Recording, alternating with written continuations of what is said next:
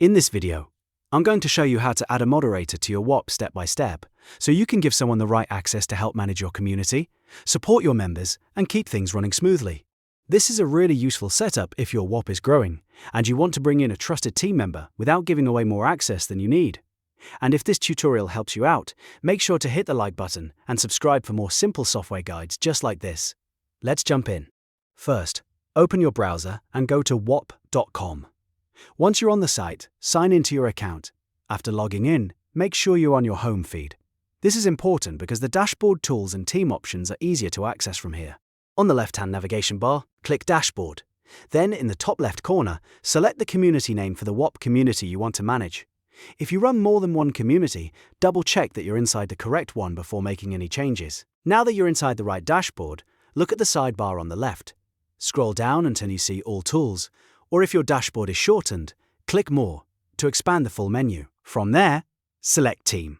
This is the area where you can manage who has access to your Whop workspace and what they're allowed to do.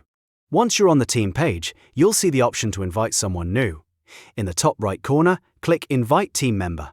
A window will appear asking you to enter the person's details. You can type in their email address or their Whop username, depending on what you have available. Make sure the information is correct, because this invite is what gives them access to your community tools. After entering their details, the next step is to assign the right role. This part is very important, because it controls what the person can and cannot do inside your Whop. Open the role dropdown and choose Support if you want them to act as a moderator with chat or community permissions. If your setup uses custom permissions, you can also select a custom role that includes the specific chat or community access you want them to have.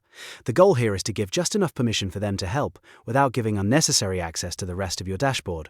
Before you send the invite, take a second to review everything. Check the email or username, confirm the role, and make sure you're inviting the right person. Once everything looks good, click Invite. Whop will send the invitation to that team member, and once they accept it, they'll be added with the moderator or support permissions you assigned.